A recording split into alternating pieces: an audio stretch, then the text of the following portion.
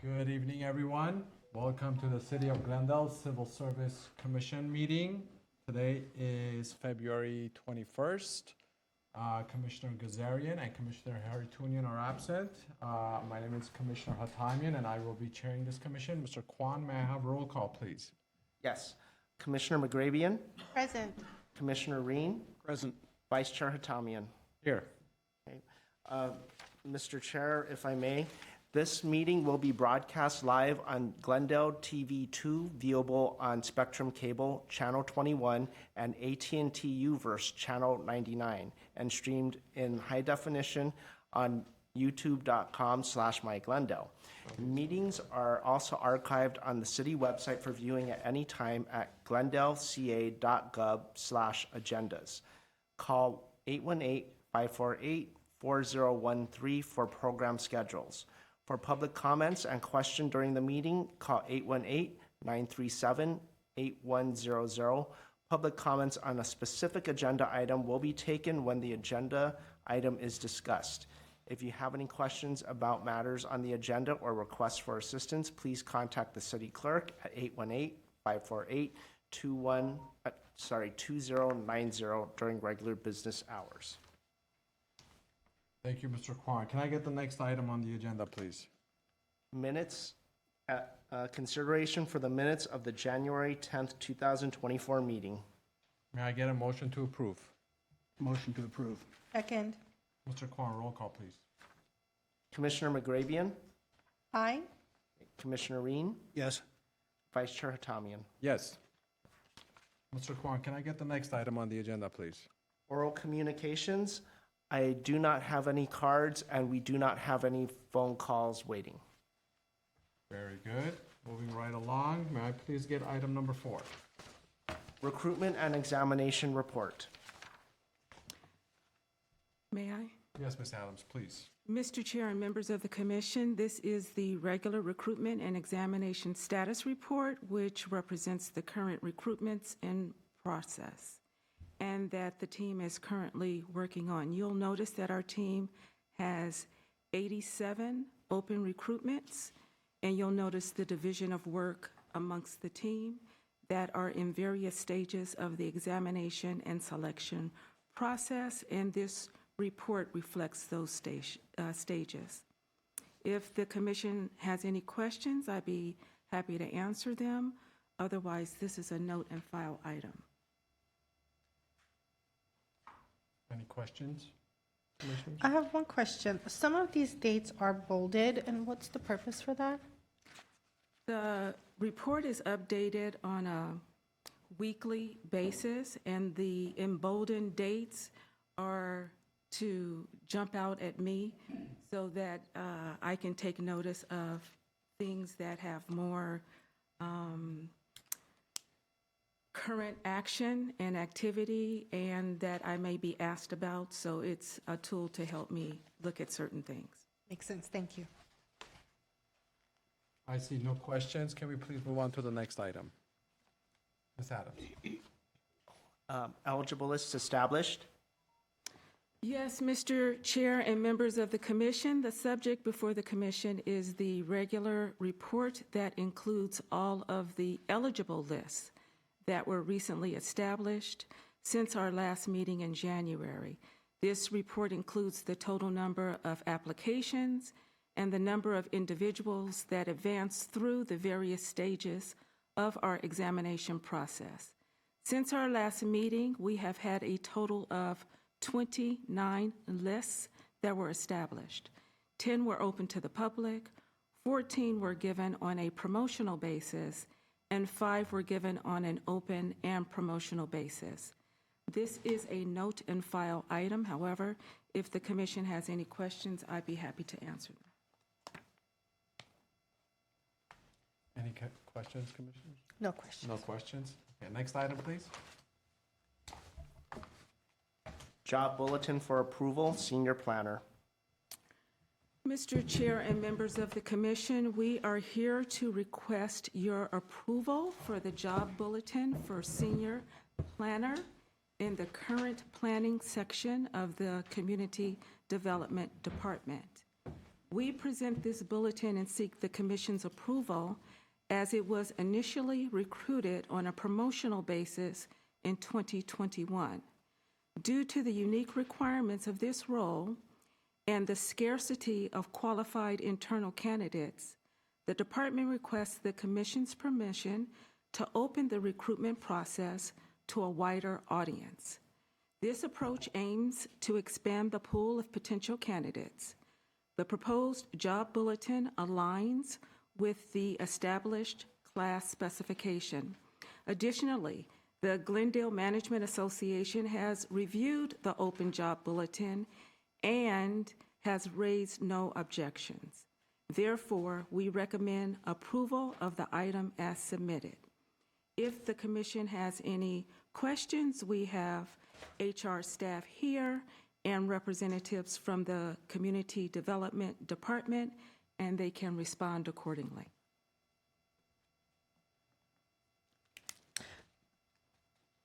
Any questions from my commissioners? I do have one or two questions.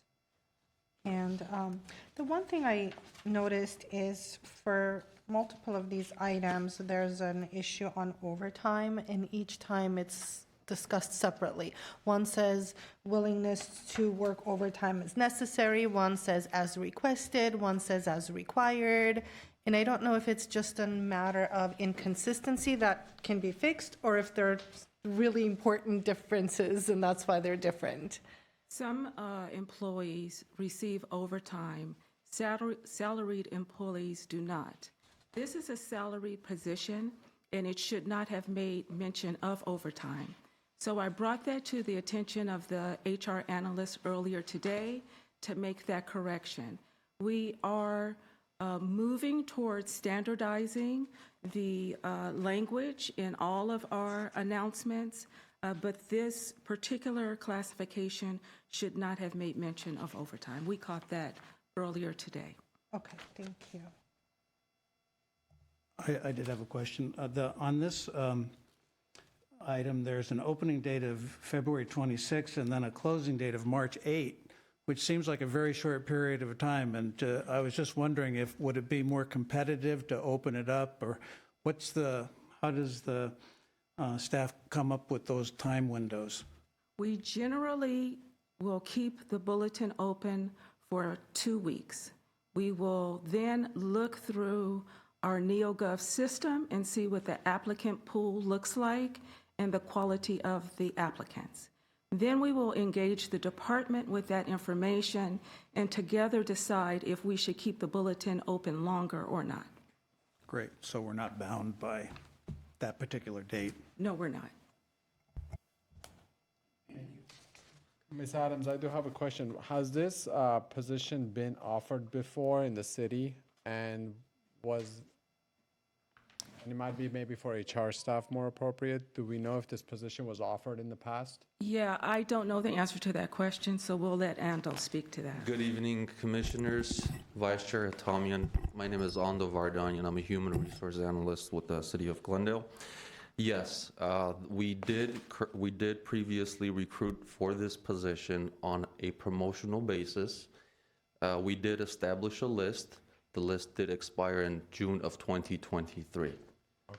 So because we recruited on a promotional basis, we are seeking your approval to post this on an open basis.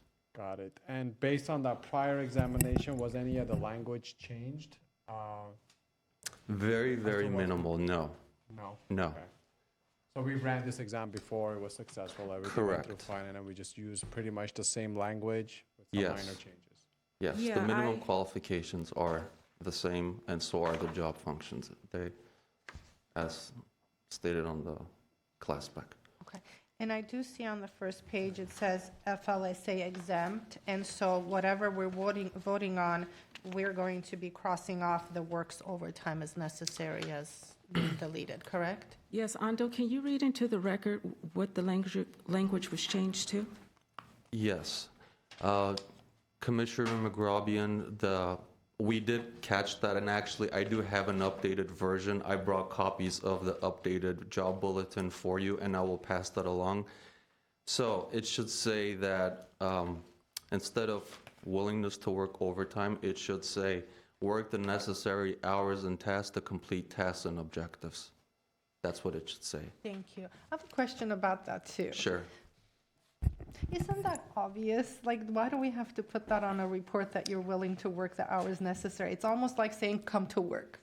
So, because management positions often require to work extra long to complete your tasks, it's not always 8 to 5. So if you have a task and an objective you need to finish, you have to be willing to stay over your extra hours or assigned hours to complete those tasks. That's what essentially, that's what it means, yes. Okay.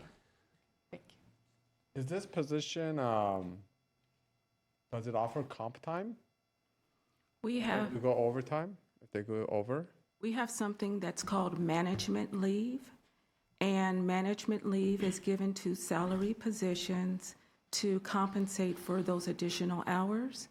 And department heads have some level of discretion to add to those hours on an annual basis if the party who filled the role really had to work an enormous amount of additional hours during the calendar year.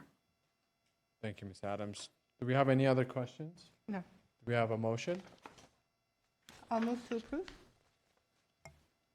As modified, yes. Second. Yes. May I please get a roll call?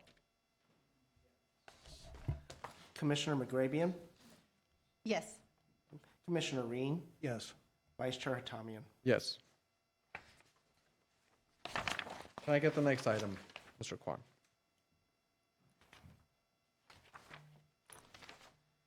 Class specification for approval, claims and support services coordinator. So, Mr. Chair and members of the commission, before you for approval is a class specification for the newly created position of Claims and Support Services Coordinator in the City Attorney's Office. This position, approved by the City Council on December 19th, 2023, is now before you for formal class specification establishment. The primary objective is to define the essential duties and minimum qualifications required for the role. Key responsibilities include processing and evaluating claims, investigating and suggesting resolutions for liability claims involving city personnel or property, support litigation, managing business operations, and overseeing administrative tasks within the City Attorney's Office. The Glendale Management Association has reviewed the class specification and has not reported any reservations. Therefore, your approval is sought for the class specifications of the Claims and Support Services Coordinator as proposed. We have HR staff here, along with Ann Maurer of our City Attorney's Office, if you have any specific questions for them. I had a lot of questions on this one. The first one I have under the definition, may I? Please. The first question I had under the,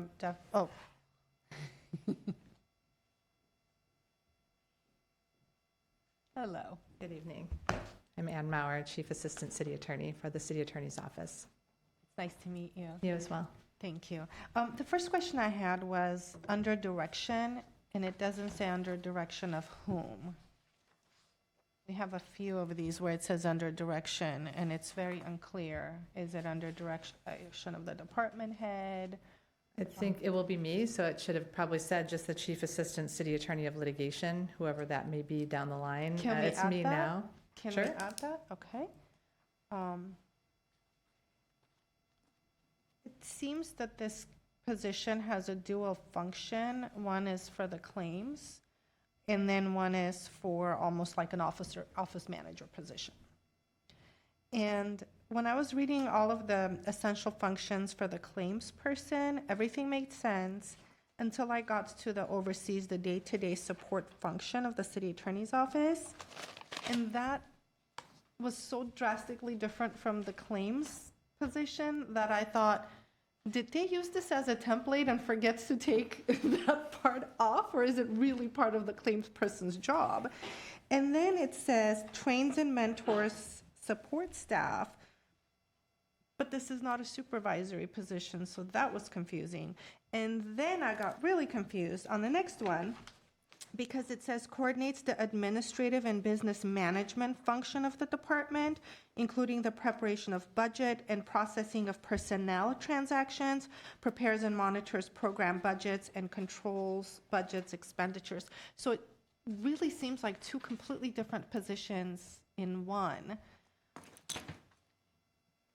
May I say? Yes. So within our entire city and in smaller departments, we don't have the capacity to have jobs that are so focused on one thing.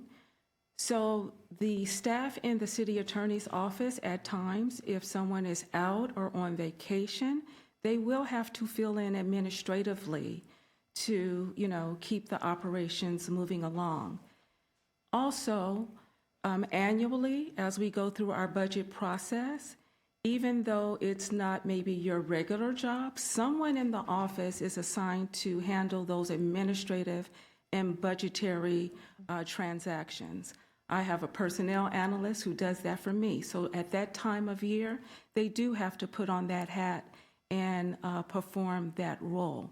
So while the meat of the job is claims and support, there are additional related duties that speak more closely to administrative roles. Now, trains and mentor support staff, I would say to you that I believe we're all doing that in some capacity citywide, because even if you're newly hired to the city, you may bring some paralegal training and other expertise that other men and women in the office could benefit from learning from.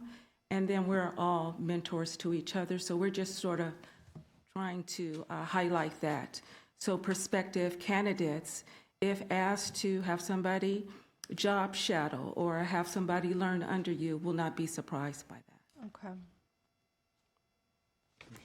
I had a question that, and it relates to this because the job description is so broad, but it's the FLSA exemption issue. And I have somebody analyzed the actual things that are going to be done and the percentage, because that's going to, we can't just say it's FLSA exempt and it's so. It depends on what the employee does or predominantly. And maybe doing claims examination type stuff is exempt, maybe it's not, kind of depends on the level of it, I think. So I guess my question is this, at least my question is, has that been vetted so that we're comfortable saying this is an exempt position? I think that we're comfortable in saying that if we learn differently, we will come to make those changes. But based upon the level of work that we expect the party to perform, the HR department has been in dialogue with the hiring manager and together have come to that conclusion. And it is a very independent role as far as having to make decisions on their own, processing the claims, determining where the claims need to go, then analyzing the responses. And so I think in that regard, is a higher functioning position. I saw that the education was paralegal, so in making those claims types decisions, would they have to go to somebody higher up the chain to get approval for those decisions, or is this person going to have the ultimate responsibility to say this is what we ought to do with this particular claim? No, it will be in connection with the Chief Assistant City Attorney litigation, which will be me at this point in time. So yeah, we'll be working together. She'll be working up, or he or she will be working up the claims, and then we'll discuss the resolution before it's finalized. To me, it's a little red flag. If plaintiff's attorney doing wage and hour, I'm thinking they may look at this particular classification. So I do have to agree with my fellow commissioners in regards to the ambiguity, whether this is a management title or not. And I'll tell you why. I think because the title itself, like when you say Claims and Support Services Coordinator, it doesn't speak of like a management role, but then when you read, let's say even the first line of the definition, under the direction of, let's say we keep it kind of vague, we say senior management, we don't have to give a specific title classification. And then we say this management classification is responsible for, and then he goes into what the responsibilities are. So the question is this a management title classification, or is it more of like support staff to management? And that sometimes can be the difference between whether you have FLSA rights, exempt employee or not. And if there's going to be overtime, one approach is to just classify the position as non-exempt and then pay hourly, pay overtime. Your hourly rate could be adjusted downward. So in the end, the compensation's going to be the same, but the city is not opening itself up to a claim later on, depending on how this person spends their time. And things evolve over time, I think. And so somebody could start out doing something, and then somebody retires, and then they do a different kind of level of work. And all of those ambiguities make it possible that a claim could arise later in the future, which is what we don't want. Right, and I think we're trying to avoid the overtime issue because the way we're doing it now, we've just sort of piecemealing, one of our executive secretaries is serving in this function and helping with the claims, and it's a lot of work on top of the work she's already doing, and so she does have to work overtime to try to keep up, and so that's why in creating this separate position, we're hoping to, focus that person's job duties more on the claims with some collateral duties, like Ms. Adams indicated, like the budget when that time comes for that time of year.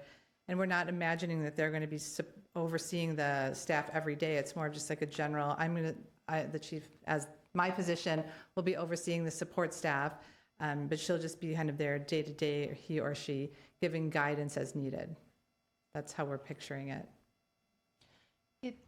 Because you live the reality of this existing position already doing some claims, it almost feels like you want to make this position more a claims position, but keep some of the support staff.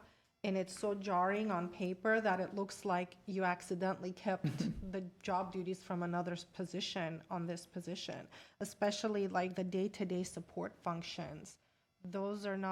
That doesn't sound like a management classification position. There's too much support stuff here. And then on top of that, we have for the education, for example, we have a paralegal certificate is required, and then associate's degree in a related field. Which related field? Assistant, support, budgeting is just so much. It's like the department has a huge need for all of these job duties, and we're like, let's just stick it all together. Right. And it makes sense because the need is there. Right. But on this side, it just is screaming potential problems down the line, and our job is to prevent problems from even happening while we also solve the department's needs. So we have to find some sort of a way to make it all work out. No, but the city council did approve this position, so we shouldn't run contrary to the city council. Would it be possible to approve the classification, but make the position non-exempt for the time being? The city attorney's office could assess it. Who better than you? See how it goes, and then you could come back to change the classification if you wanted to do that. Maybe this is not the place or time to think about that, but just throwing out an idea. We do have a motion, if that is a motion, but I do have a couple of questions before we go there. My question is this. So this is a newly created classification. What homework did we do in order for us to create this classification? Have we gone to other cities and obtained their class specs in order for us to create this? Or did we just take different classifications like a paralegal and an assistance classification and merge them together? Because that'll lead me towards where I'm going with my next question. I think we did look at Pasadena as far as the claims function. Okay. But I think, like Ms. Adams indicated, we have this need to fill a bit of a void. And so we felt like this person, hopefully we can find a person that would have the skill set to be able to do the claims also and to figure out the budget and to do that, when it comes up once a year, when we have to redo the budget and things like that. So as far as those functions, that was taken from another spec where we had a different office person, when we had the luxury of having multiple people that were able to have those single job duties, and now we're kind of having to merge them. So Yeah. So, So I yeah. can tell that it was two specs that were merged into one Yes. versus what's already existing. And so sometimes it's best just to go to different jurisdictions, see how long they've had certain classifications, see if they've had any issues, just to have a starting point. I'm not saying we copy paste, but just to have a starting point. My other question was, so I'm looking at the paralegal position in the chain of command, and it's in the same level as this current ask. So my question is, and this current position also needs to have a paralegal certification. What is going to be the difference between their job duties and pay scale? Because you also don't want to create a disparity, right? So if Right. they're kind of doing the same job and one's getting paid more than the other, and we're just Yes. simply trying, and I appreciate the background you gave me regarding the secretary. That happens. I understand that happens at the work, especially in legal environments and clinical environments, where the secretaries are given additional tasks and they can't just carry on their own daily tasks. And so the departments try to create positions to kind of offload off the secretaries, because that's like kind of like the dumping ground, right? If you don't know where it needs to go, let's just give it to the secretary. Right. So my question is, though, could this have been just another paralegal position that's utilized the same way? Well, I would say no. The paralegal we have, the paralegal position pays more, slightly more than this current new position. Okay. And the paralegal, the way we utilize it, it's full litigation. So it's one person, she is the full support to our two full-time litigators. I'm also a part-time litigator, so there's 2.5 of us. So doing discovery, gathering documents throughout the city for response to discovery, helping us put together motions, helping us gather documents for public records requests. So that's completely different. And that's just a full litigation paralegal, completely different than what this person's going to do. Do we agree that likely not both of these positions, the paralegal and the claim support services coordinator, they are not management positions, they are support staff for management, or are they classified as management? I believe they're management. Because Yes. the issue is you have a paralegal that's likely not classified as management, and then you have somebody that's in a lower classification that may be classified as management. And I'll apologize, I don't know the distinction. I know they receive management leave. They The paralegal do. does, so, The city council has already set the salary, and they've already approved the designation that we're bringing forward to you today. So what we're asking is for approval of the essential functions of the job Sure. and those sorts of things, but the salary setting, the criteria for the management leave, the city council has already approved that back in December. So that's understandable. It's just our job to ensure where this position falls in the chain of command, right? Is it a management role, and is it getting paid less than the paralegal? That's the question, really. So less than the paralegal, management role, and will receive some level of management leave. Is there any way, may I ask, the oversees day-to-day support function of the city attorney's office? So they don't do the day-to-day support function, but they oversee, for example, they oversee the legal secretary functions? Is that what it is? and we did go back and forth on that because obviously we didn't want to make it seem like that person was supervising. And I think we could remove that and just leave the provides backup support when needed. Though 'Cause I that think- language is a problem for me, yeah. I do think that's fine. I agree. We talked about that, and what that really means. But we do envision kind of what Ms. Adams said, that if two secretaries call in sick, that this person will be able to step in, at least provide some backup on an as-needed basis throughout the day, or just basic assistance in the office.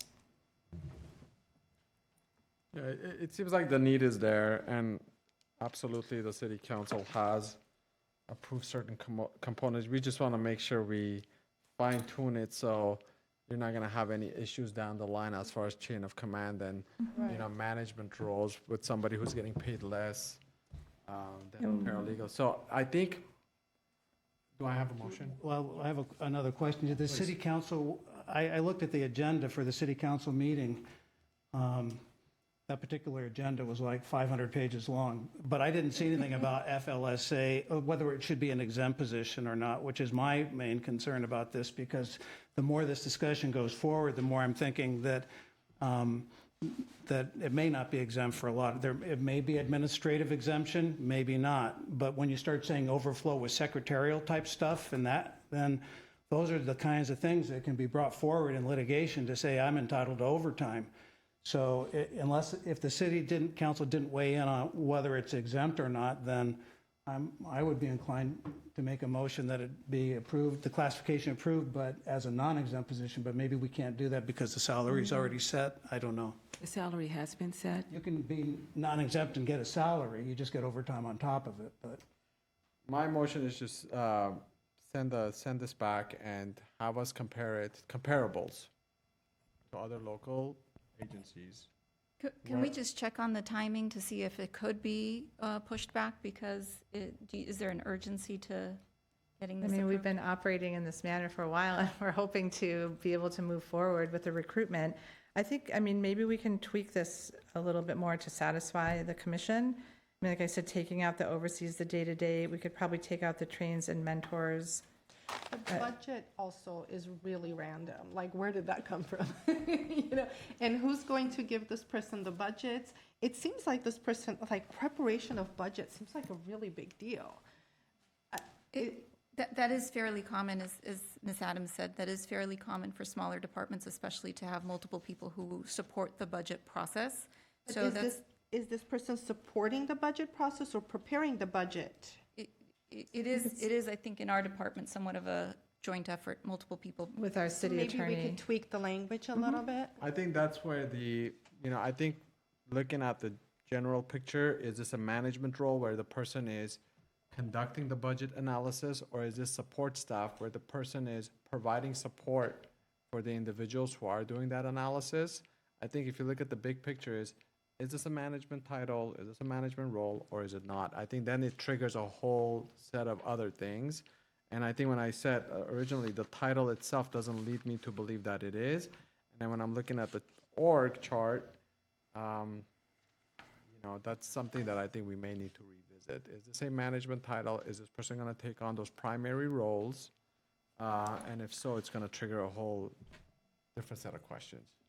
to me, it doesn't make any difference what they do, as long as, because there's no legal impediment to say this person sweeps the floor and settles claims and does secretarial work and whatever, arranges parties for the city attorney's office. The only problem is if this person is exempt or non-exempt.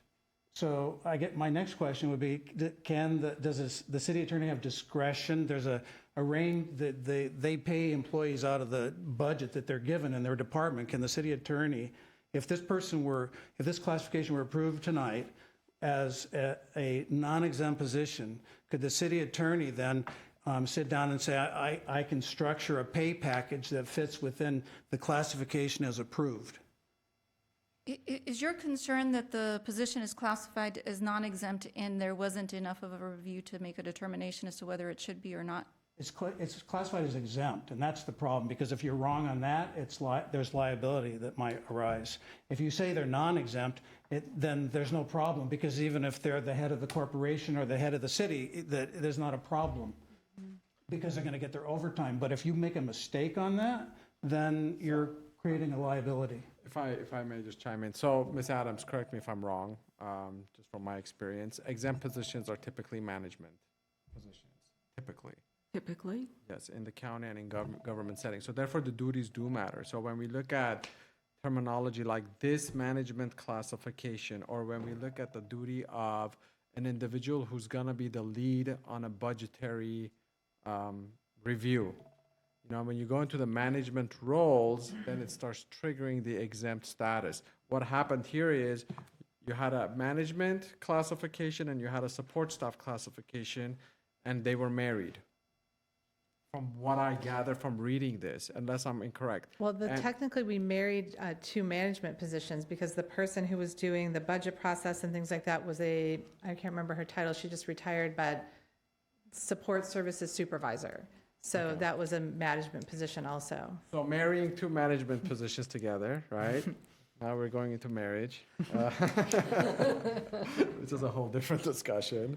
Okay, so marrying these two positions together, right? And then I'm looking at the org chart, and I'm looking at the pay scale for this individual, and I understand that the unions had an opportunity to review this.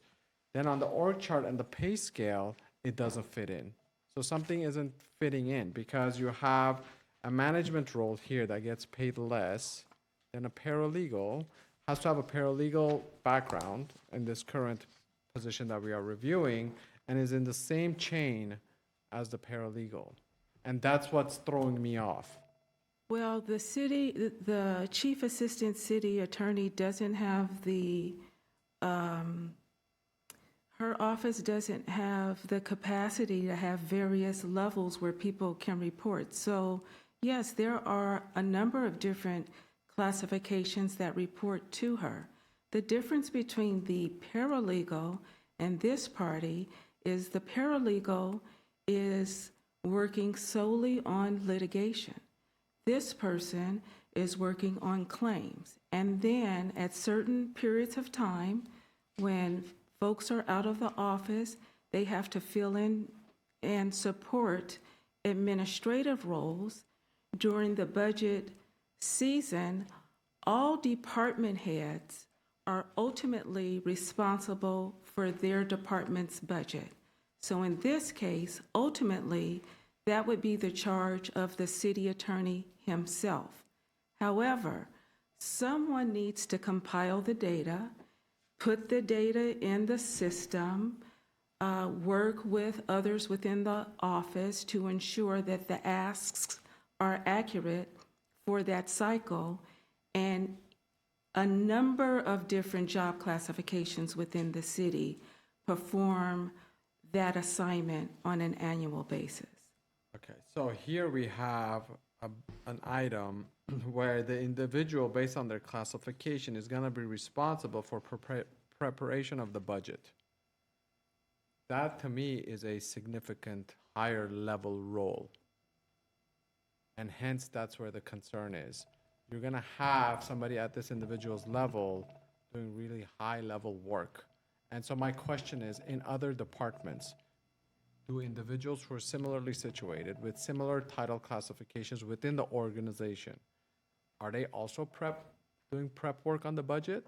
Or are they assisting management in doing preparation work? Because this doesn't say that this person will be assisting management.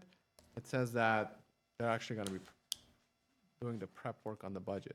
Understood. So the wording might read better if it said support the preparation of the annual budget, because we have individuals in our city whose titles are budget analysts. They come to us with data that we validate, ask for more or less, and confirm some things. Those budget analysts work in our finance department, and then within each department, we have a designee that works on that project at that period of time. So supporting the preparation of the annual budget might be a more accurate description. Thank you, Ms. Adams. Thank you, Ms. Adams. I think that was, what you said was what I was thinking as well, because this position requires a paralegal certification, but they're doing budgeting, and budgeting is numbers and finance. So Right. it just doesn't make sense. And so you now have a paralegal. Whoever has a paralegal certification sees themselves as a paralegal. You can give them, budgetary tasks, but they're a paralegal who also happen to do budgetary tasks.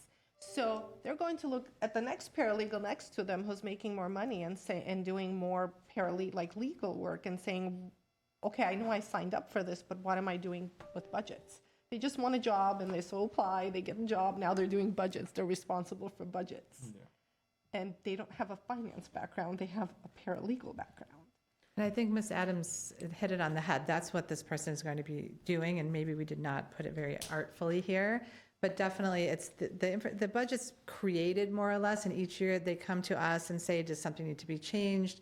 We have outside counsel budgets. Does that need to be increased? Working with our city attorney and the chief assistants, then we'll, decide that. Then we'll talk to this person, and that will be input. And they'll probably be the liaison with the budget analyst from finance more directly than our city attorney and things like that. So not making independent decisions about our office budget. Does someone with a paralegal license have the necessary qualifications to answer your budgetary questions? I would say yes, because annually, the folks in the finance department, prior to the budget season, they give refresher training on what we should and should not be doing. And the people that we assign to liaison to this role, they get refresher training as well. So there is training involved annually on this particular role. And if I can just add one thing, with regard to claims, the claims analysts, at least in Burbank and Pasadena, or the people that do this function, they have to keep track of the budget for the claims, and that's constantly being reported on a monthly or quarterly basis to our finance department. So that's what we've been doing in our office, kind of muddling that together. So that's part of what the claims person does. So that does sort of fall in line with the budget in part. They're doing that already. That's, if I may, that's a little bit different than doing the budget for the department. I understand what that entails, and it's, I think, to put it on the claims and support services coordinator to do the budget for your department. I understand that this individual is coming in to relieve some of the workload of the secretary. So my question is, was the secretary doing the budget for your department, or was she assisting? And that's the terminology matters in this It's classification. assisting. Yes, The previous absolutely. person was assisting. Yes, and I would want, if this person was to come in, and in smaller departments, I understand, a paralegal can be doing many different things. It's just, I think the way it's written, it puts the onus on this individual to be preparing the budget. And you're right, the department is the city attorney's office, but what you just said, which makes perfect sense, that they have to look at, because they're the claims person, they have to look at the budget for the claims unit. I don't know if it's called a claims unit, but if we can say that, if the language can be that they are preparing the budget for the claims unit versus the department, which is the city attorney's department, which is a big, I'm envisioning it a big place for this one person's position. So again, I think that the functioning is fine, it's just the language here. Do you want to direct us to the specific section, and maybe we can Yes. speak specifically as to the section we want to It's address? the three that I originally mentioned, the oversees Page day-to-day. 16. Page 16, the first one is the oversees the day-to-day support function of the city attorney's office. Yes, And then the trains and mentors staff, we went through that. that's okay. We can keep that as is, or you have some language there. I still, I'm not sure yet. That's low on the line of Okay. my concerns. And then the big one I think we all have is the coordinates, the administrative and business management function of the department. That's a Could completely. we say supports? Supports the administrative and business management function of the department? You can say supports, you can say under the supervision of, and then give the title Under the classification supervision of whoever the department sees to be fit that's in charge of the budget. of the chief assistant? And then it says including the preparation of the budget, so maybe it could be the preparation of the budget and processing of personal transactions for the claims unit. So it might be a little bit broader than the claims unit, but the person supports the administrative and business management functions of the department under the supervision of the chief assistant city attorney, including assisting on the preparation of the budget,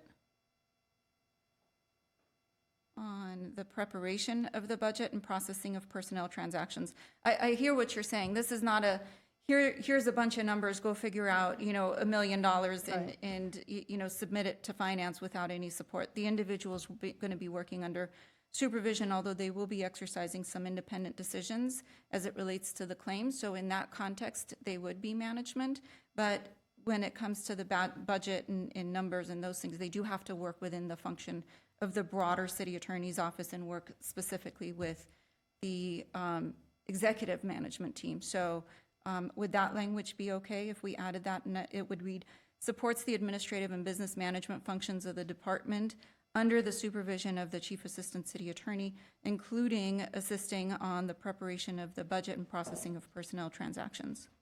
That would be better for me, but again, what percentage of this position is that function? Because it doesn't seem like a management function, and so, So if I may, so the percentage of like a duty statement, that comes later on when the employee's hired. They'll give like a duty statement where the percentage of work is broken down. So it doesn't necessarily have to be encompassed in this document, the percentage of work that the individual will be performing at each of these functions that are listed. without knowing the percentage, how can we know if it's properly classified as exempt or non-exempt? Mostly because the title says that the person's coming in as a claims individual. So the title in itself, I think, suggests that the majority of the work will be as the claims Okay. person. That would make And me that's why comfortable. my first question was, so on the page number 1, definition, under the direction of, so we need to add, is it senior management or whoever it is right up above the chain? Under the direction of the Chief Assistant City Attorney. Sure, and that really clarifies things. And then, I guess this question is more directed towards Ms. Adams. Claims and Support Services Coordinator, is that an appropriate title or is this a management title? Or is that what other jurisdictions have labeled this position to be? Could I don't want to respond for you, but is that the title that the City Council approved? If so, we won't be able to change that at this point. That is the title that the City Council has already approved, and within our city, we do have other positions that have coordinator in its title, and they are classified as management, yes. Very good, that clarifies it for me, thank you. Well, under the law, though, you don't look at the title, you look at what an employee actually does. And under the Fair Labor Standards Act, it can change every pay period. So you could be exempt one pay period and not the next, depending on what duties you're doing. So it all boils down to the duties you're doing. So maybe this claims person is exempt or maybe non-exempt. It's a pretty complicated area of the law. So that brings me back to my original question, which is because unless there's a reason that, like, maybe somebody says, well, I should be management, but I'm classified as non-exempt, and so therefore I have a claim, I'm not sure that would be valid. But the bigger problem is if somebody is classified exempt and they're not, and then they work overtime and they don't get paid overtime, and then they come and say, okay, now pay me now 3 years later. And those penalties are really, really painful. The attorneys, they're entitled to attorney's fees, and those are, I mean, you could be not paid $47 and owe a lot of attorney's fees. It's, Before we go down the road of that potentially, or the what ifs, let me ask this, is this classification, will this classification also get comp time if they do work over? Not comp time, it's called management leave. Management leave And time? it's intended to give you a bank of time to use for those additional hours that you have to put in order to perform the assignments that you're given. The bulk of this job, the meat of this job, is the claims piece. These other things are more other related duties. The claims is the meat of the job. it's And the management, I'm sorry, and the management time, that's essentially used as almost like vacation time.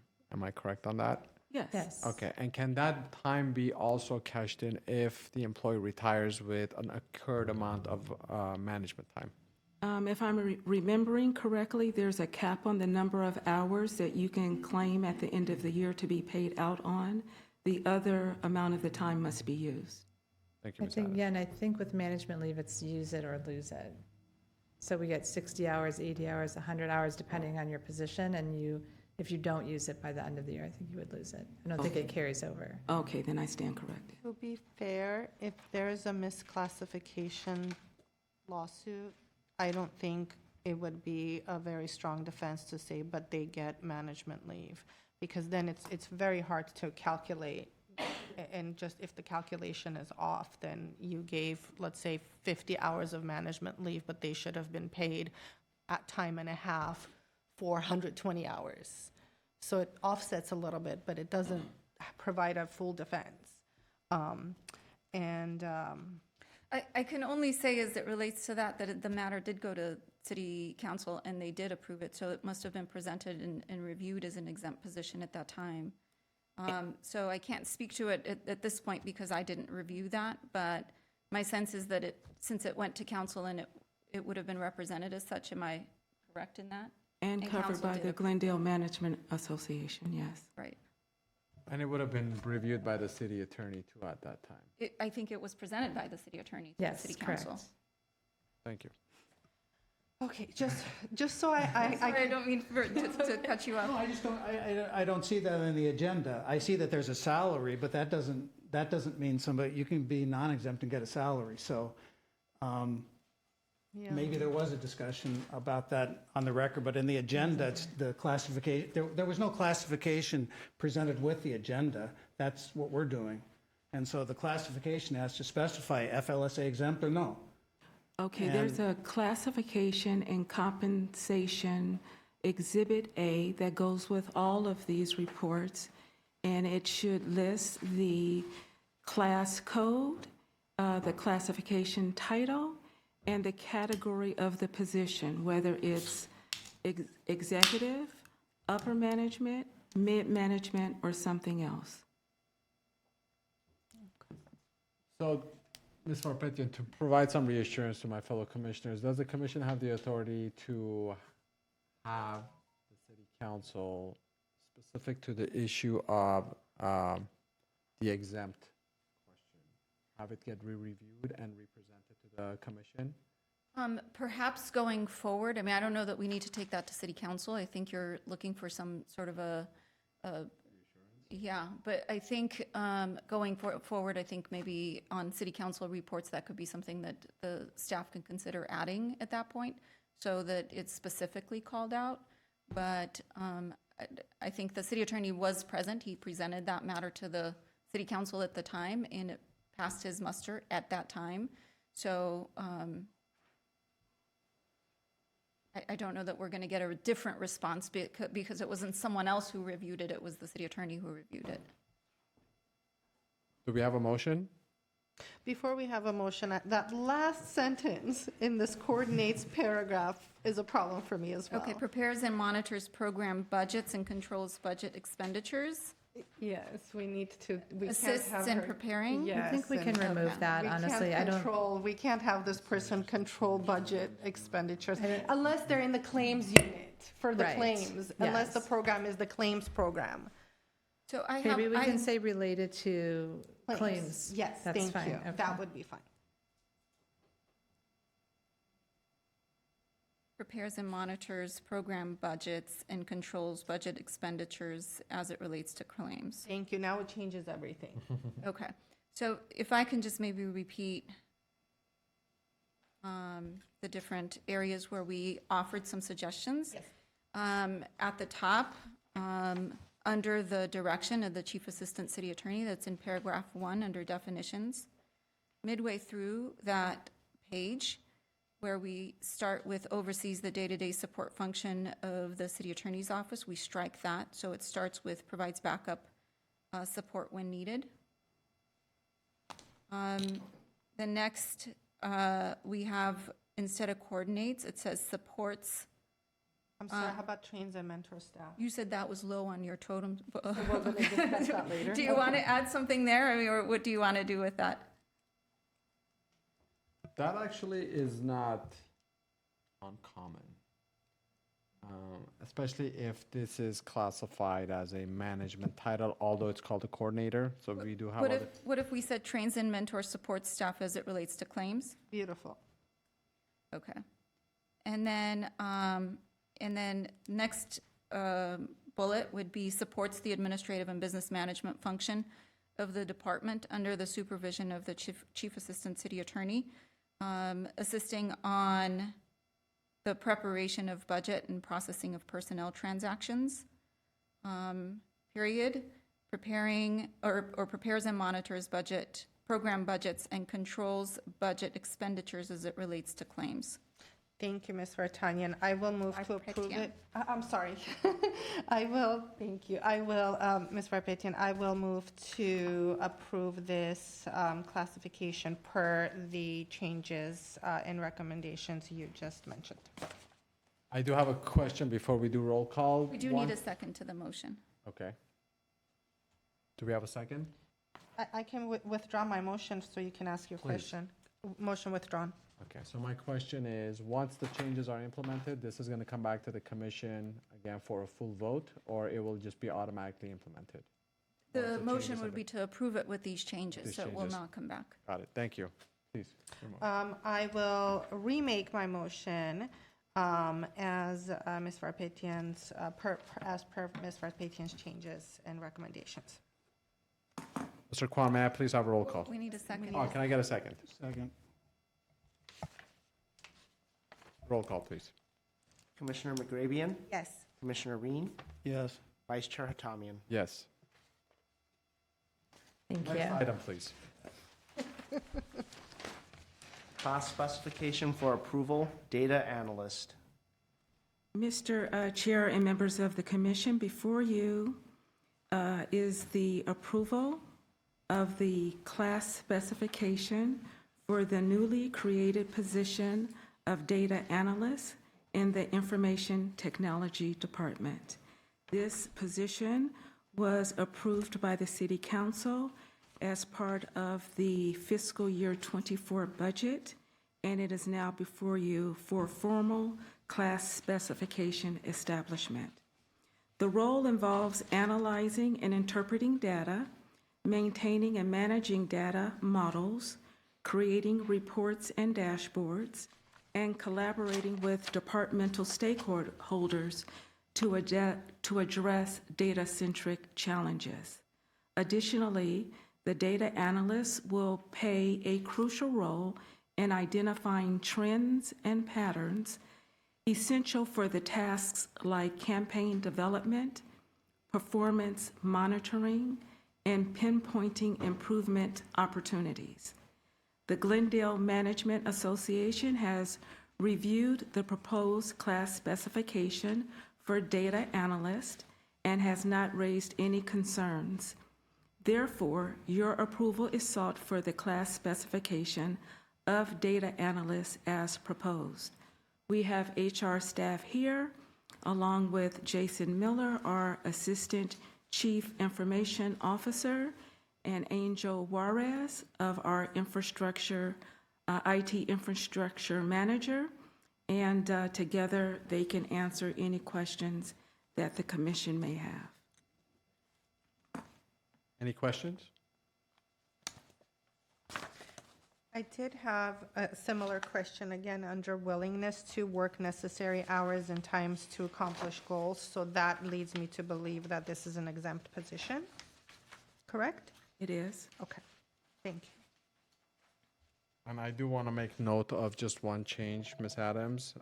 On page 21, definitions under the general direction of IT infrastructure manager, right? That would be the chain of command, if I'm not mistaken. Yes. Thank you for that. I caught that but forgot to mention. Any other questions?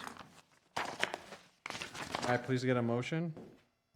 Move that we approve this new class specification. May I please get a second? Second? Mr. Kwan, roll call, please. Commissioner McGravian, Yes. Commissioner Reen, Yes. Vice Chair Hatamian. Yes. Next item, please, Mr. Kwan. Class specification for approval, traffic crew supervisor. Mr. Chair and members of the commission, before you is approval of the class specification for the newly created position of traffic crew supervisor in the Public Works Department. This position was approved by the City Council on June 13th, 2023, and is now before you for formal class specification establishment.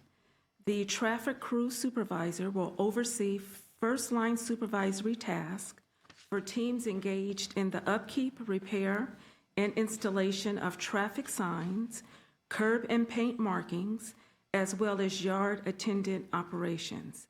The role extends to supervising contractors in street and traffic maintenance activities. Additionally, the supervisor will handle preliminary investigations, documentation, and responses to accident claim reports if they are necessary. The Glendale City Employees Association has reviewed the proposal for the new classification and has not brought forth any objections. Therefore, your approval is sought for the class specification of traffic crew supervisor as presented. If the commission has any questions, we have HR staff here, as well as Dave Liu, who is our traffic and parking supervisor, and they will answer any questions that you may have. Any questions? I do have two areas. Again, under the direction is very vague. Do we have a hierarchy here, an org Yeah. chart? There is on page 29.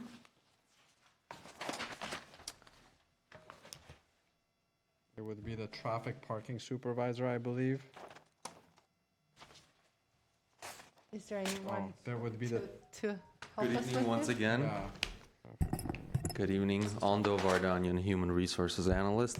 So, at the moment, this position will be reporting to the Traffic and Parking Supervisor, and I believe Commissioner McGraw, your question was, it's not specific to who they're reporting or going to report? It can even say, man, to higher management or, it just is weird to say under direction. It So- just leaves you hanging. Correct. So, at the moment, we have a Traffic and Parking Supervisor. In the future, we may not. That position may be vacant, and that position may be reporting to somebody in a higher position. So we shouldn't say it's specific. We should make it more vague of upper management. Or Okay. department head or, something, whatever you want, but we have to say something. What would you recommend? Commissioner McRobian, we can say, under the direction of the Assistant Director of Public Works or the Traffic and Parking Supervisor. If you're comfortable with that, and I'm comfortable, I don't. Sure, and if you're, for the future, since you may be using it as like a template or just the same verbiage, if you just had it under the direction of senior supervision, senior We management, can say. you can use that on pretty much all of your, Yep. Would you recommend senior Senior supervision? management, Senior depends on what, management? yeah, some jurisdictions will call them senior management, some will call them senior supervisors, whatever the terminology is in the city of Glendale that's commonly used is perfectly fine with us. We'll go ahead and for make that change. consistency's sake, then we don't have to specifically find an org chart, specifically type a title. Because it's nice and Structured, structured and vague enough, we can stick in a position as needed. absolutely. And then, now I will be the first person to say, if as a supervisor, you're not willing to do a job, you should not give it to other people. So I have no problem with this supervisor doing sweeping and cleaning debris from city-owned parking lots. However, I think we should add or delegates such duties as needed. Commissioner McGrabian, which page are you looking And at? also, sir, I pronounce it McGrabian. McGrabian, I'm sorry. Yeah, no problem. It's page 26. Okay.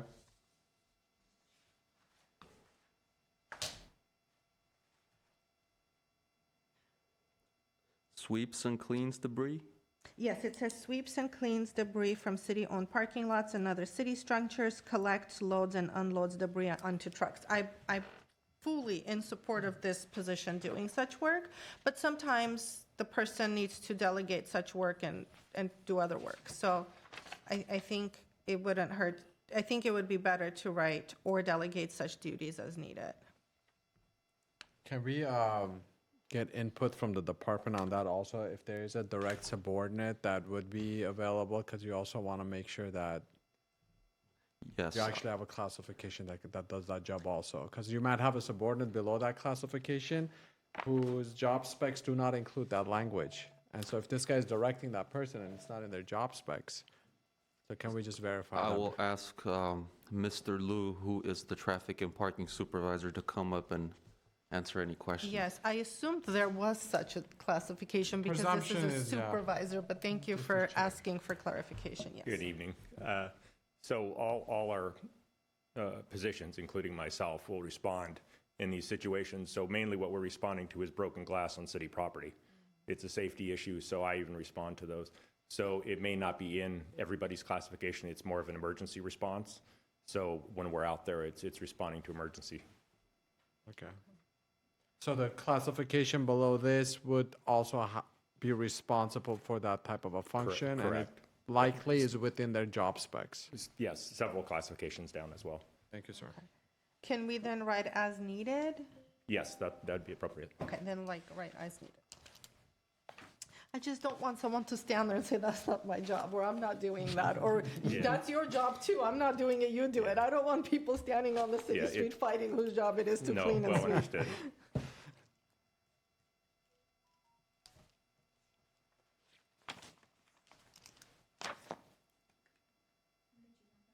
As needed, the sweeps and cleans, yeah. And then the next sentence as well.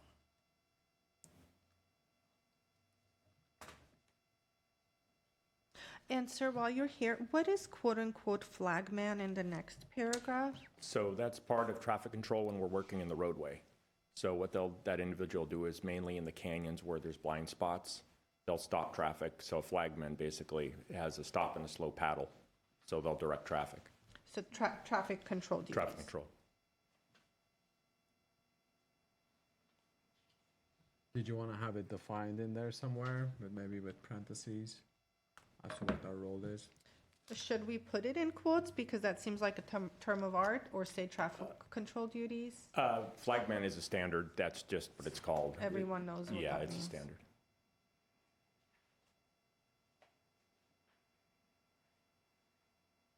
Any other changes?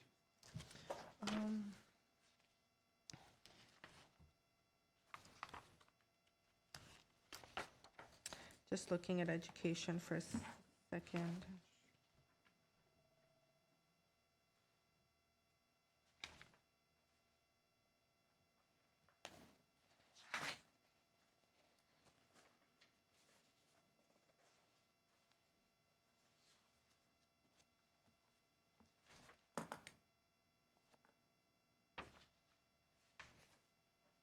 I don't have further questions. Very good. Ms. Farpetian, did you make note of all the changes requested? Oh, I'm so sorry. You have another one? Again, it says work overtime as requested. I see this is not a this is a non-exempt position. There's another position coming up that says work overtime as required. And my question is there a difference between requested and required? Between Ms. Adams and, is this a need for consistency, or should we keep it requested and required? We can modify that sentence to say work overtime as requested or required, because it could be either or.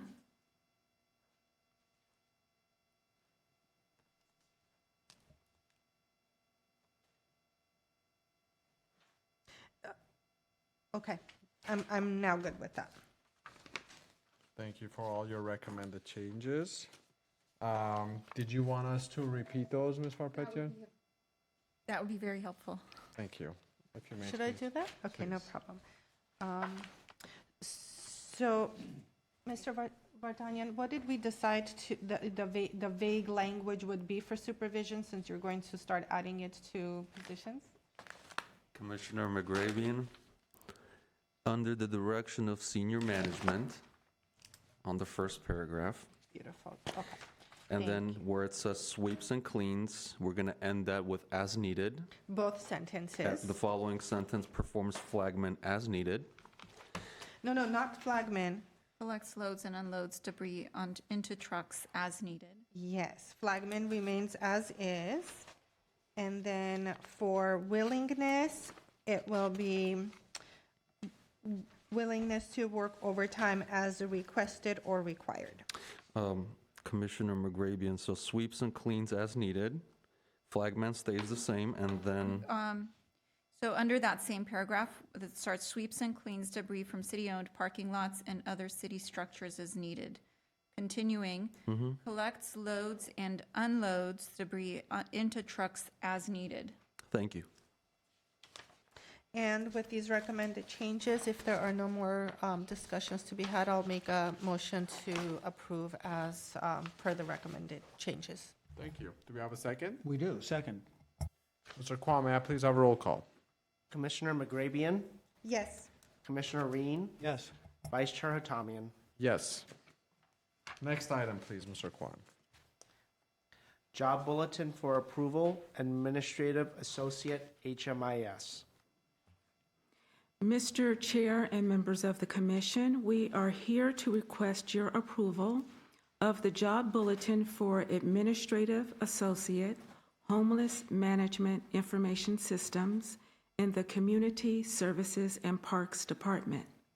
This bulletin is submitted for the commission's approval as the position was initially recruited on a promotional basis in 2022.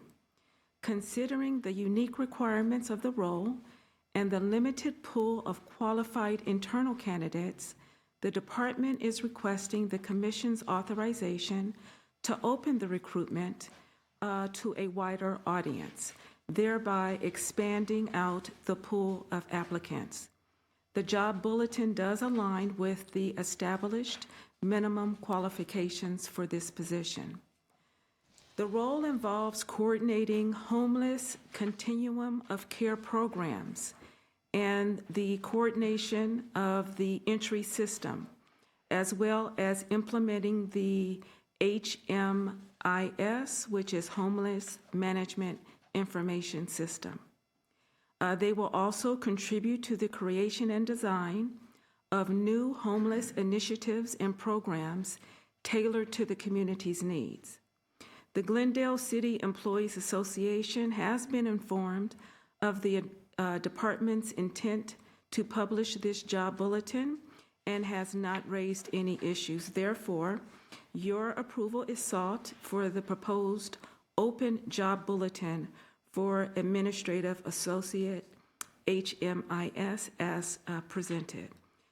Again, we have HR staff here, as well as our homeless programs manager. They're both here, and they can answer any other questions that you have. Thank you, Ms. Adams. Commissioners, do we have any questions? Not at this time. May I please get a motion? Move that this job bulletin be approved. I second that motion. Mr. Kwan, roll call, please. Commissioner McGrabian, Yes. Commissioner Reen, Yes. Vice Chair Hatamian. Yes.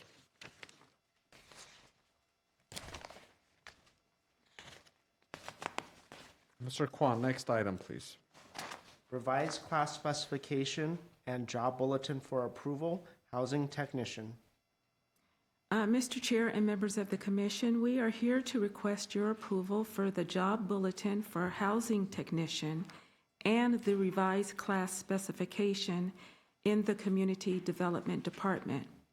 The classification for housing technician was last updated in 2011, and it primarily involves inspecting dwelling units under the Section 8 tenant-based rental assistance program, ensuring they meet the Department of Housing and Urban Development standards. Over time, this role has expanded to include various administrative responsibilities crucial for the Housing Division's daily operations. These tasks encompass processing rent increases, compiling tenant files, preparing housing voucher packets, and other related duties. Consequently, the department proposes revising the job functions and the minimum requirements to accurately reflect the position's current responsibilities. Because the last recruitment in 2019 was a promotional recruitment, the civil service rules do require the Commission's approval for an open recruitment process. The department is requesting an open recruitment to address the scarcity of qualified internal candidates and widen the applicant pool. The open job bulletin does align with suggested updates to the class specification. The Glendale City Employees Association has reviewed the proposed classification revisions and the job bulletin and has not raised any issues. Therefore, your approval is sought for the proposed open job bulletin and updated class specification. We have our HR analyst here, Edgar Akopian, our senior housing analyst, his leader, Peter Zovak, who is the Assistant Director of Community Development. They are all here to answer any questions that you may have. Commissioners, do we have any questions? I do. Okay, so for consistency's sake, Mr. Vardanyan will say under direction of senior management again. And then for willingness to work overtime as requested and required, again, for consistency's sake. And then substantively, I have a concern, and this, I'm always going to be harping on this. I have a concern for someone who doesn't have a law degree interpreting federal and local policies and laws. So the word interpreting, if we can just take that out, as my recommendation is, may explain federal and local policies, regulations, and procedures. I'm comfortable with. Commissioner, what page are you referring to? Page 40. I apologize, I keep doing that. So in the middle of page 41 of the position, one of the job duties is may explain and interpret. And if we just take the words and interpret out, then I'm comfortable. Thank you, Commissioner McGrabian. Will do. And that's the extent of my questions. I do have one question in regards to the experience component. It's on page 41. So the way the job bulletin gets posted, is that left where it is in the order of the requirements, or is that moved up where the minimum requirements begin? Because I just feel like if a candidate looks at the minimum requirements for the time that they need to have had experience in residential property, or is this just common where the city lists this experience towards, I would say, the end of the minimum requirements? And I'm referring to page 41 under the title heading experience. It says 2 years of residential property maintenance inspection experience, including a minimum of 6 months experience, and so on. The question is, as far as this heading, is this usually where this heading goes, or is it placed directly under the minimum requirements? Because I feel like an applicant can read through all of this, but if they don't have, this is the essential component. So on page 41, this is the class specification. This is not the document that's promulgated to the public. It's the actual job bulletin. Okay, so will this be when the actual job bulletin comes up, or is the experience component moved up where it needs to be? For the candidate, when they're applying, they'll know right off the bat if they meet those requirements, and then read into the remainder of the requirements. Well, we normally on the job bulletins will list the essential functions first, and we will put experience, education, and any licenses together following that.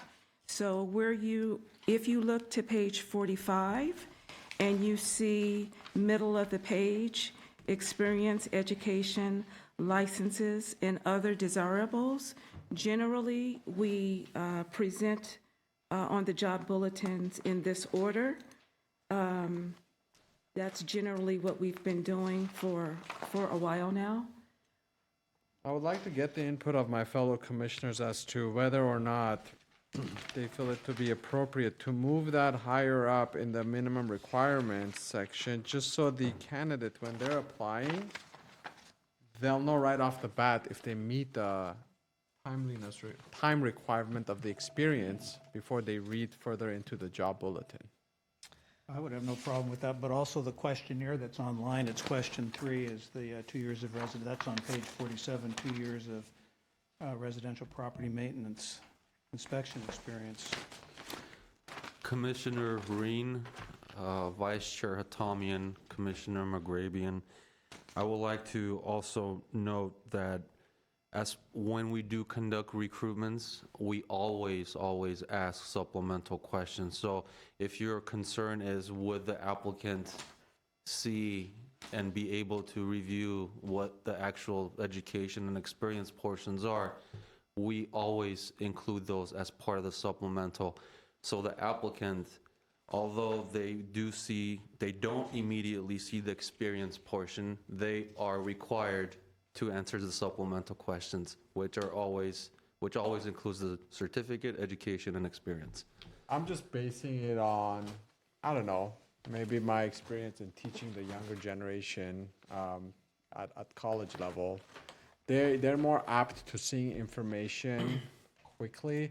The reality is that if somebody sees that experience component and they don't meet it, they're not even going to get to the supplemental component. I understand that the supplemental catches it, completely get that, but to read through and then get to the minimum requirements of an experience, I feel like that could be presented first to the reader, just to make it easier. And right off the bat, the reader will know if they have the experience. If I have 1 year of experience, I am not gonna go through all of this and doing the supplemental.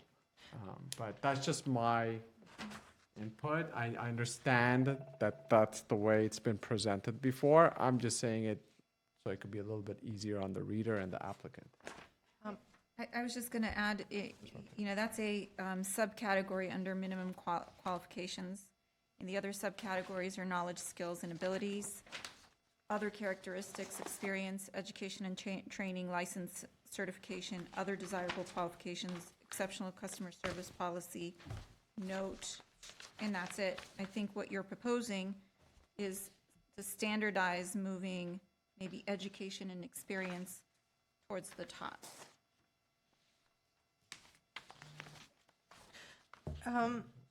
Is it towards the top or in the same area as minimum requirement? It would be directly Just below. below that. The It's just that minimum. the reader wouldn't have to go, they would know right off the bat if they meet the minimum requirements or not a little bit as far as their experience is concerned, because that's what qualifies candidates. It's presumed that if you have 2 years, let's say, of experience in those fields, likely you will have experience in assisting public housing programs, building construction and repair methods. You'll be able to show some of that experience, but it's the timeliness that usually will qualify a candidate for a certain position. And I'm used to seeing it in that fashion. That doesn't necessarily mean one is right or one is wrong. I just believe it's easier for the reader, especially when it comes to the younger generation that's used to scrolling and seeing sound bites and headings, and they may not want to go through this entire thing before they get to where the meat and potatoes of the minimum requirements are. Understood. I just want to make sure I'm understanding you clearly. So what you're suggesting is under the header of minimum requirements, which is on page 44, that the lead-in to that area be the experience, education, licenses, and certificates, followed by skills, knowledge, abilities, and the other categories. Yes, Ms. Adams. I think if we put it directly underneath minimum requirements, it'll be confusing because it says highly desirable sometimes, but requirement is requirement. So, for example, education sometimes is highly desirable, experience is sometimes highly desirable. So if we put it under a heading of requirement, then we're creating a confusion. So if we could put it maybe above the minimum requirement. So under the minimum requirement, typically, those would not be desirable, right? Those would be the requirements for the applicant to meet in order for them to apply for the position. There shouldn't be desirables listed. That should be its own. That's my point. Right, and so if you'll notice on page 45, I believe the commissioner is highlighting that we have both the minimum requirements and the desirables in the same sentence, and we need to separate those out.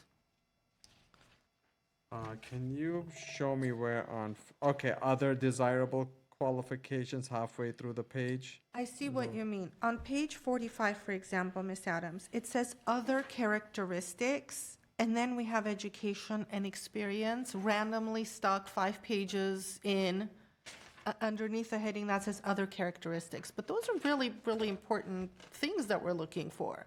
The rest of us immediately look for, do you have your educational requirements? Do you have your experience requirements? But it's stuck underneath a tab that says other characteristics where someone might not, it's like a miscellaneous, but it's not. It's a really important requirement. And I think as an employer, it would be really nice to be respectful to applicants and put that really right on top, make it really important, so right away they can know. I don't want to read 6 pages of single-spaced writing and get all excited about a job only on page 7 to find out I don't even meet the educational requirements. Yeah, and I may have the experience, so like if you look at knowledge of applicable safety rules practice, I may have those experiences, but it may be for 1 year. So I may read it thinking that, okay, I'm gonna qualify for this thing. And then I start reading through and then, oops, no, 2 years of it. Yeah, education and experience should not be stuck in a tab, under a tab that says other thing, under other characteristics. Commissioner McGrabian, would it be okay if we remove the other characteristics, or would you still want us to move the experience and education to the top? Go ahead. Other characteristics is fine, but I recommend moving the experience, moving things that are requirements and really non-negotiables for the city, to move it up a little bit. Yeah, what you want to do is list the more important things first, right? And then go from your minimum requirements. It should be its own main heading, minimum requirements, the more important things. And then you have your desirables, right? Desirable requirements that are not your minimum requirement. Those are things that the employer desires that you have, but it's not necessarily a qualification for you to be able to apply and be considered for the position. Thank you, thank you. Vice Chair Hatamian, may I just offer Yeah. an outline, starting at page 43? If we were to plug in numerical bullet points, A would be essential functions, B would be minimum requirements, C would be on page 46, evaluation of application, D, oral interview, and E, time and place of the examination. And then under B, we would now have B1, experience, B2, education, B3, licenses and certification, B4, knowledge, skills, and abilities, B5, other characteristics, B6, other desirable qualifications, B7, exceptional customer service policy, and then B8, note. Is that okay? That was okay. But I was just gonna ask you to repeat it, but I think I got it.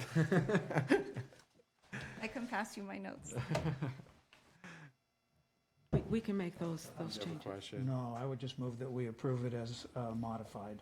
Yeah, and do we have a second? I just wanted to make sure I don't have a question. I'm not, on page 41, I have one question. It Do we says, have to, sorry, do we have to reverse the motion before the question's asked? Well, the motion would fail for lack of a second, so let's. Okay. sorry about that. On page 41, all the way on the bottom, other desirable qualifications, it says bilingual fluency in languages commonly spoken in the community is desirable. Are we saying the community is the city of Glendale, or are we saying, are we separating community by something? The city of Glendale as a whole. Okay, so what are the common, do we have common languages spoken in our city? Yes, we do. Because I feel like if we don't specify that, subjectively, we can pick and choose whoever we want. or create a problem. Someone who speaks 3 languages that are typically spoken in the city of Glendale can say, I spoke these common, the ambiguity creates problems, potential for problems. I think it also allows the department the flexibility to, choose a language that is required more frequent. So if there are a lot of, let's say, Armenian customers, the department may have the flexibility to hire an Armenian speaker. Or if they already have an Armenian speaker, they need a Spanish speaker, which is also a language commonly spoken within the community. They can do that too. As I've always understood it, our city, and I could be completely wrong, has a high population of Armenian speakers, Korean speakers, and Spanish speakers. Filipinos and As well Korean. as Tagalog. There are languages that the city clerk typically utilizes based on the census to translate, for example, the ballot.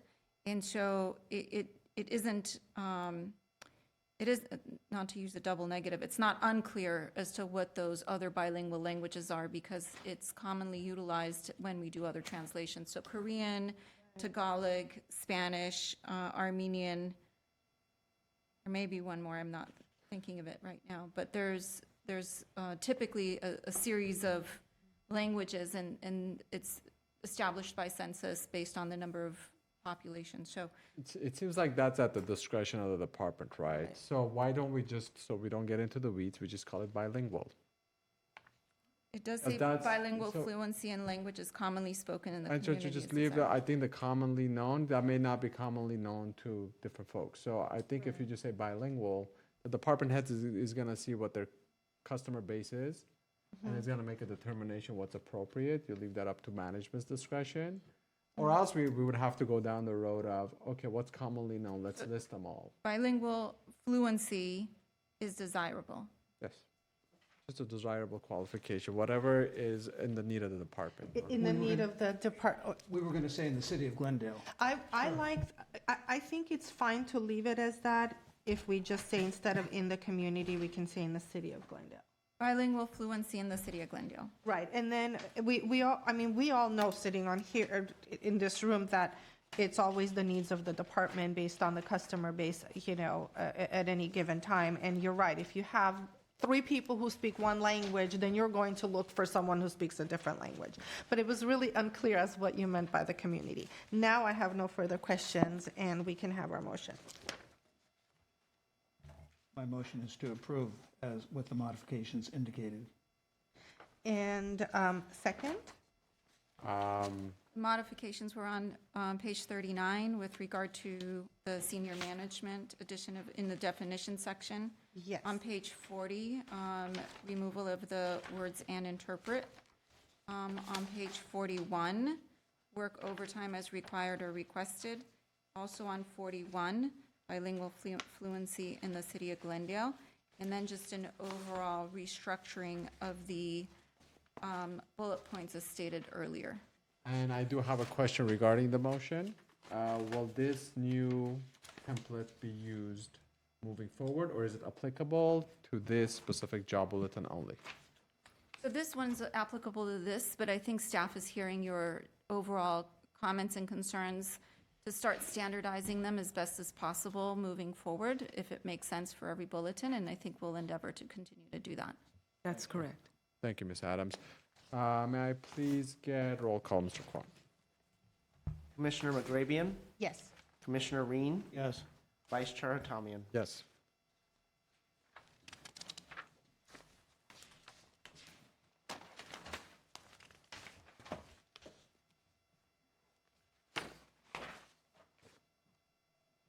May we move to the next item? Yes, please, move to the next item.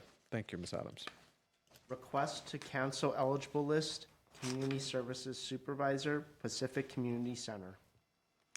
Yes, Mr. Chair and members of the commission, the matter presented to the commission involves a request to cancel the existing open eligible list for the Community Services Supervisor position at the Pacific Community Center. This request is grounded in the guidelines provided by the Civil Service Rules. In our Rule 4, it states that eligible lists shall be valid for no more than 2 years and no less than 1 year. It also says that the commission may cancel any open list resulting from an examination if it contains fewer than 3 candidates who have been considered for appointment but remain unappointed. The current eligible list for Community Services Supervisor was established on February 23, 2023, and initially included 7 candidates. The Community Services and Parks Department has since reviewed 4 candidates from the list, resulting in 2 hires and 1 person who failed probation. The department proposes the cancellation of the current list and the initiation of a new recruitment process. This approach aims to attract more suitable candidates who are actively interested in the position and less likely to opt out or withdraw during the selection process. Therefore, revoking the existing list and creating a new one is anticipated to more effectively and efficiently meet the department's requirements.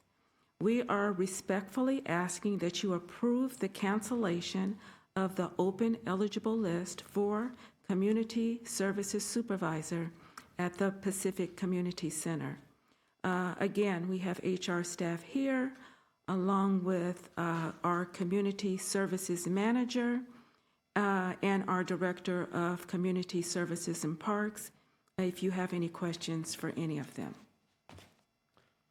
I do have one question, Ms. Adams. So this year, this list is coming due for almost a year. My concern is, are there any individuals that are on the list that are reachable, or are we going to have any issues with that if we cancel this list? With employees grieving the cancellation of this eligibility list?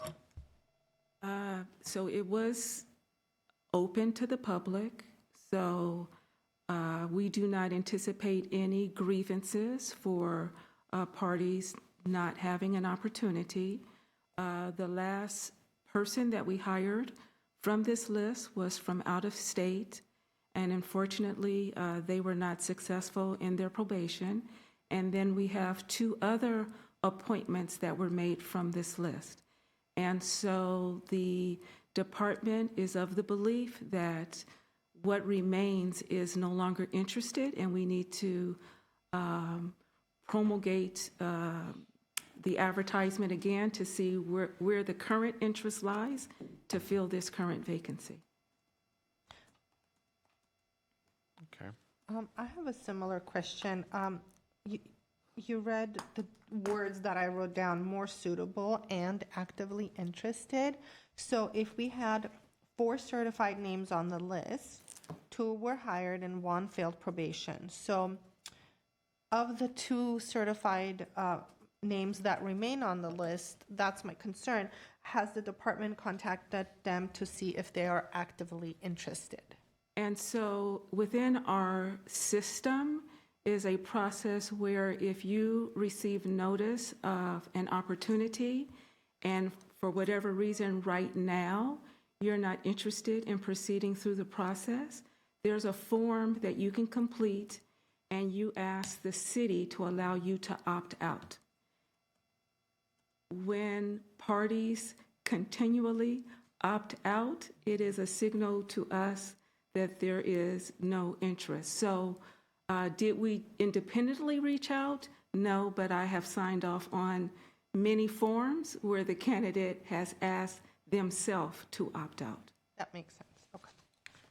Do I have a motion? I would like to move to approve this request. Do I have a second? Second. Mr. Kwan, roll call, please. Commissioner McGrabian, Yes. Commissioner Reen, Yes. Vice Chair Tamian. Yes. So this concludes our open session. We have one more. We have We one have more one more? item. One more item. Okay, the next item on the agenda, Mr. Kwan, I apologize. I didn't see that. Reports and information. Employee job performance evaluations past due aging report. Thank you, Mr. Kwan. Mr. Chair and members of the commission, before you is an informational report on performance evaluation and the return status for the City of Glendale's employees. As you can see, once again, the response rate is very good. At the time of the agenda's posting, there were no evaluations on the second notice list. If the commission has any questions, I'd be happy to answer them. Otherwise, this is a note and file item. Ms. Adams, I don't have a question, I have a comment. I think when I first started on this commission, we had a very big table taking over the whole page, and now we have a tiny little table, and it is music to my ears. And I wanted to commend the city and the departments for a job well done. Thank you. Any other questions? No. Thank you, Commissioners. Okay. Mr. Kwan, can I get the next item, please? Civil Service Commission staff comments. No comments from me. I see no comments. Next item. Closed session, public employee discipline, housing technician. Thank you. We will now go off camera. We will ask everyone who is not part of the closed session to leave the room.